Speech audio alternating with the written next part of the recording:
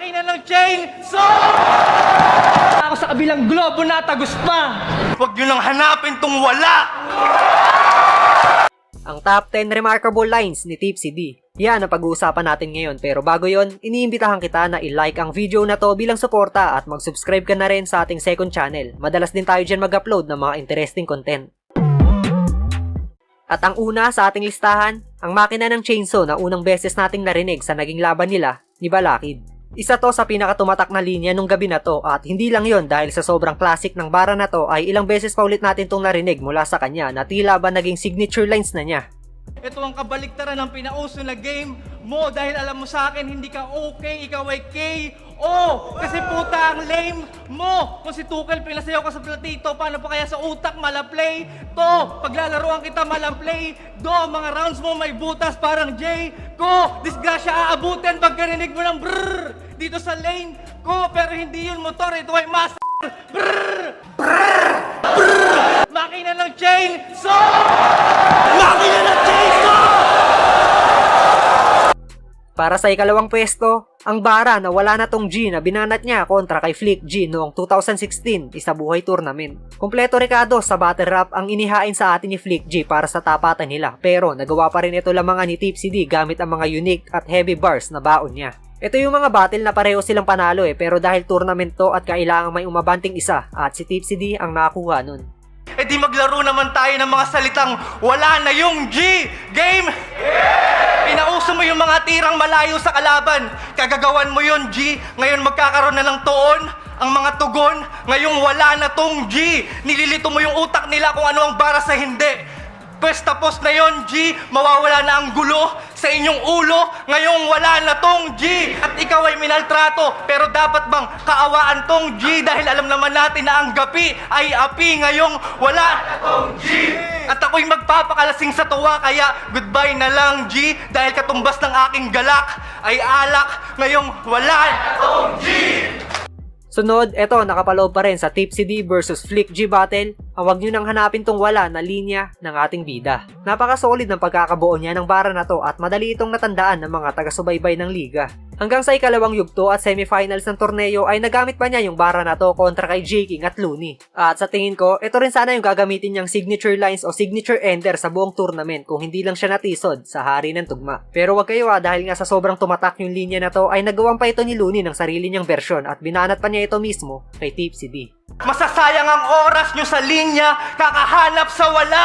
Pinag-iinit mo lang sobra dugo ko, ayoko na pigilan magwala. Bakit ko sisilipin ang utak sa bungo mo? Hindi ako naghahanap ng wala. Ganyan ako maghatid ng hostisya, pero kulang pa pala. Tuturuan kita ng maraming anesthesia. Anong pakiramdam ng wala? Tapos kita ng marahan at wala nang babala. Nang hindi mo na hanapin ang buhay kasi di mo na malaya ng iyong pagkawala. Ganun ang evil, gago! At matapos ko siyang bawi ang buhay, alam kong kayo ay may napala. Kaya sa round 2 ng isa buhay, huwag nyo nang hanapin tong wala! Huwag nyo nang hanapin tong wala! Huwag nyo nang hanapin tong wala! Para sa pang-apat na pwesto, ang linyang G, Another Gangsta na marami nating beses narinig mula kay Tipsy D. What? G for gangsta? What? G? Another gangsta? G? Another gangsta? G? Another gangsta? Para sa panglimang pwesto, eto napaka-solid din ng pagkakakonstruct ni Tipsy D dito. Mula sa pagkakalaro niya sa pangalan ni J King hanggang sa ikinonekta niya ito sa harina, pangmasa, presyong pangpandisalan, hindi kamahalan, grabe, napakatalino ng pagkakagawa. J King, crowd favorite. Kinakagat ng karamihan, ginagamit ang tao upang mag-alsa sa kalaban. Kaya wala na yata akong pag-asa. Kasi itong si J King, ang hari na pangmasa. Oh, kala ko nakikinig. Sabi ko alsa, harina, pangmasa, kinakagat ng karamihan, presyong pangpandisalan. Kaya papaano ka magiging king kung hindi ka kamahalan? Para sa pang-anim na pwesto, ang palayan bars ni Tipsy D kontra kay Looney. Ito malupit din to dahil may sumikat na linya si Looney na unlimited rice na tumutugma sa nasabi nga natin na palayan na bara ni Tipsy. Tsaka parang hinintay talaga ni Tipsy D yung pagkakataon na magkaharap sila para masabi niya to sa hari ng tugma. Mag-isa ako, mag-isa ka. Kala ko hindi na magbubunga ang itinanim ko na pagtsatsaga. Ginalingan ko sa karir ng ating labanan ay maikasa. Sa huli, aanihin ko din pala yan na parang magsasaka. Taga-bukid! Yan ang pang-asar mo sa akin noon na hindi ko itinanggi. Napakarami ko ng kinain na bigas kaya nga ako sabik na kumarne. Sunod na linya, eto malamang alam nyo na to, ang kabilang globo na tagos pa na unang beses natin narinig na binanat niya kontra kay Notorious. Ay, pabiliyahe ko niyang papunta. Wala pa akong gana niyang pagod pa. Pero kung katulad mo lang katungga, ligo sa laban na to, alug ka. Sa sobrang taba mo, konting tulak ko, madali ka lang matumba. At huwag ka na ulit mag-cornrows, panot ka. Mahirap akong kainin, panot siya. Kung palaliman lang balon ka, ako sa kabilang globo na tagos pa. Ha? Ako'y kabilang globo na tagos pa, kaya butas ang kamay ni Santo Niño. Hindi na tinatawag kong kabilang globo na tagos pa! Isa sa pinaka-inaabangang tapatan noon ang pangalang Tipsy D kontra Sak Maestro. Parehong naging mainit ang karera sa flip top, kaya naman noong Ahon 9 ay ikinasanan ni Boss Enigma ang bakbakan nila. At sa laban na to ay ibinitaw ni Tipsy D ang isa sa pinakamagandang bara na nagawa niya, ang class dismiss na dumirekta mismo kay Sak Maestro. Pag ito nag-cockback, wala nang comeback. You can counter this, sabog mong ulo pag bagsak. Parang abstract, yun ang masterpiece.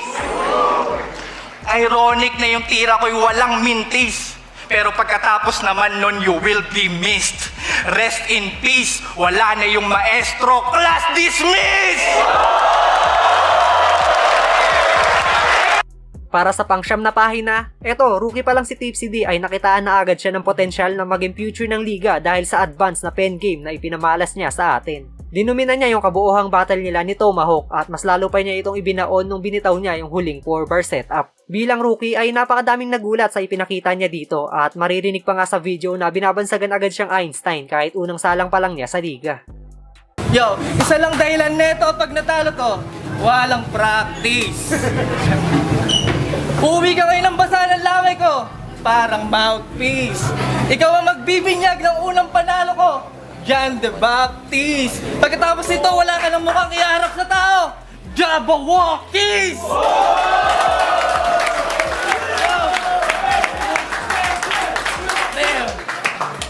Ano na? At ang huli sa ating listahan, eto mula pa rin sa bakbakang Looney versus Tipsy D. Bago makatungtong ng semifinal si Looney ay nakatapat niya sa second round ng tournament si G-Clown. Sa naging laban nila ay nag-costume ng payaso si Looney. At nakitaan ito ng butas o anggulo ni Tipsy kaya naman ginamit niya itong piyesa sa naging bakbakan nila. Pero kilala naman natin si Tipsy din na hindi bumibitaw ng mga mabababaw na linyahan. Pinuno naman niya yung pagko-costume o yung pagmi-makeup ni Looney ay nakapaloob pa rin dito yung talino kaya naman naging pangdiinan yung linya na to. Seryoso? Nag-costume ka ng payaso? Kulang ka na sa class, Looney. Ba't ka nag-makeup? Nagmukha kang estudyante, tira walang pasok, nagpalit pa ng get-up. Oh, kala ko ba nakikinig? Sabi ko estudyante, walang pasok, nagpalit pa ng get-up. Patunay lang na kulang ka na sa class, kaya ka nag-makeup.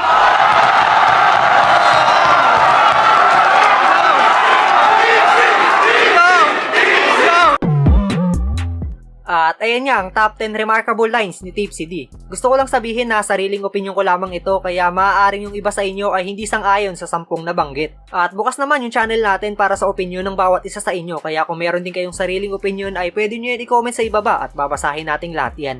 At yun, hanggang dito na lang ang video natin ngayon. Sinong MC pa ang gusto mong gawan natin ng top 10 remarkable lines?